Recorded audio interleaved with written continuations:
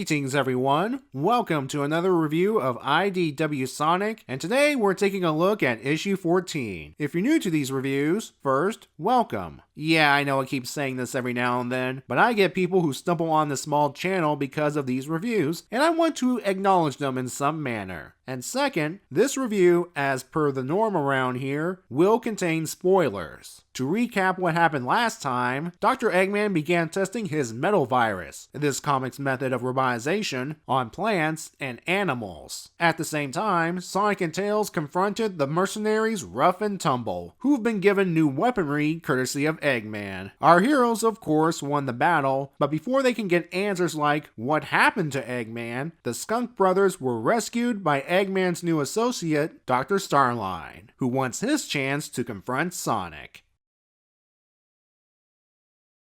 Sonic meets up with Silver, last issue he wanted to go find him, and the two are traveling up the frozen peak. According to Silver, there's an Eggman base in the area. Of course, Silver got this information from a random guy who then vanished. Oh boy, if it's a demonic creature that resembles Child the Hedgehog, I'm walking out. Well, luckily for the two, the intel was correct, and Badniks are cleaning house. Before Sonic takes action, Metal Sonic intervenes, tossing Silver aside like it was nothing. Why did he need the upgrades again? Which brings us to something fans speculated about, and is outright confirmed here, at least in this continuity. Metal Sonic can only speak while in Neo-Metal form, thus he cannot answer Sonic's questions about Eggman's involvement in all of this. Silver freezes Metal Sonic until a portal frees him. Yep, Dr. Starline, aka Silver's informant, reveals himself, and he's doing this because he wants the experience of facing Sonic himself. Said experience includes hammy monologuing. He's also upfront with Sonic, revealing he's responsible for Rough and Tumble's breakout and the restoration of Dr. Eggman. Speaking of, we see him observing the squirrel, or Ricky, that got infected when touching the Robo-Plant last issue. He's disappointed that the spread isn't as fast as he hoped, so he decides perhaps repeated exposure to a fully infected creature could speed up the process. Which it does. So all Eggman has to do now is infect a few locations and let mobs of robo-slaves infect at will. Rough and Tumble barge in, demanding new weapons that'll take care of Sonic once and for all. You can tell Eggman's had it with these two, until he gets an idea when he sees the infected animals. Back up in the mountains, Sonic cannot build up speed due to the deep snow, and Metal Sonic's too fast for Silver to lock on directly. Instead, Silver bubbles a small area, which happens to include Metal Sonic, and tosses that far away. How's that for payback? That just leaves Starline, who just uses the warp topaz to mess with them, until the Hedgehogs end up on the opposite side of the mountain. Metal Sonic reappears before Starline to silently confirm that everything's ready before heading through a portal back to base. Just as Starline's about to follow, Sonic surprises him with a spin dash. Never underestimate the Hedgehog's tenacity, Starline. Silver heads inside the base to secure one of Eggman's vaults. Starline was even kind enough to provide the access code, except said vault actually houses explosives, and Starline provided the activation code. As Sonic goes after Silver, boom. Starline is elated at Sonic's apparent demise, and hoped Eggman watched. Oh, he did, and Starline's about to get an earful from the doc. Not only did he steal Eggman's victory over Sonic, he did it the wrong way, the pragmatic way, not the cartoon villainy way. There's actually more to that, which I'll get to later. Luckily for Starline, Sonic and Silver are fine,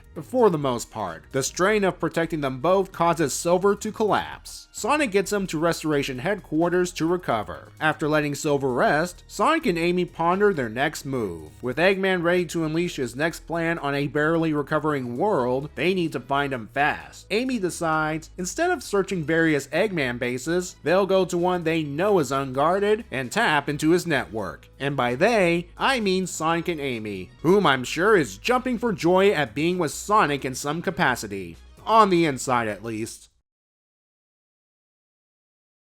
My main focus is on the character of Dr. Starline. After reading this issue and looking back, I think I can confirm his motivation. He wants to please Senpai Eggman. I did mention he's a self-proclaimed Eggman fan in a previous video, so the possibility was out there, which begs the question, when did he become a fan of Eggman? Anywho, for a while, he did get on Eggman's good graces, until he seemingly destroyed Sonic and Silver with explosives. I believe this is where things will start changing. Starline is learning a harsh reality some people experience. Sometimes when meeting your icons, what you imagine them to be does not necessarily match what they actually are. Starline thought Eggman would be pleased the thorn that is Sonic the Hedgehog would be out of the picture for good. As we saw, the exact opposite happened. If Starline did his homework, he would have known, should have known, that Eggman has a massive ego. Remember, he built an amusement park death trap and named it after himself. This segues into how Eggman wants Sonic defeated. He's the type of villain that wants his enemies to know they've lost. He wants to see the look of utter defeat and hopelessness in his foes before administering the coup de grace. That's the only way he can get a satisfying victory. That, and of course, doing the deed himself. Another difference between their mindsets is how they saw the Frozen Peak base. To Starline, it's considered a monument filled with all sorts of priceless treasures. To Eggman, it's an obsolete base filled with useless junk.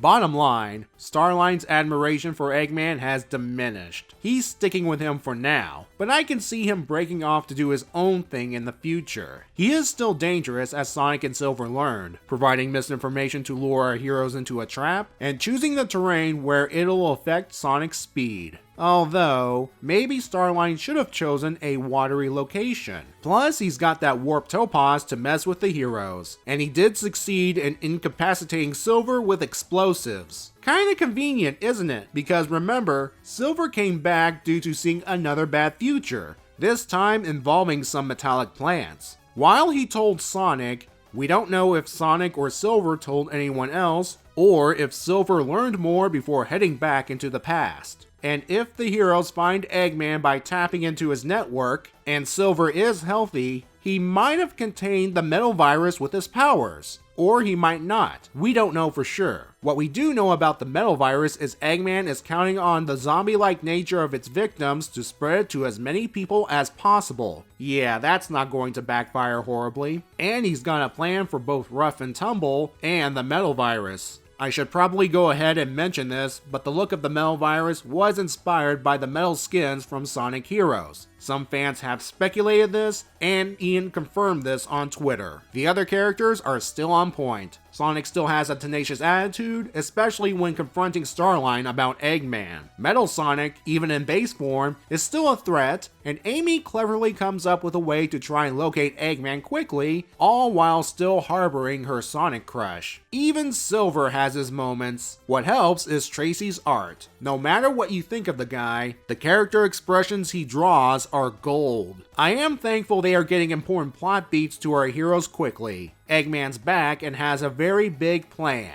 They still need to find him, and as mentioned earlier, their best chance is an obsolete, unguarded Eggman base. But as the solicitation for issue 15 states, Sonic and Amy will have company, plus they'll soon learn the nature of Eggman's plan. We'll talk more about it when we get to issue 15 proper. See you then.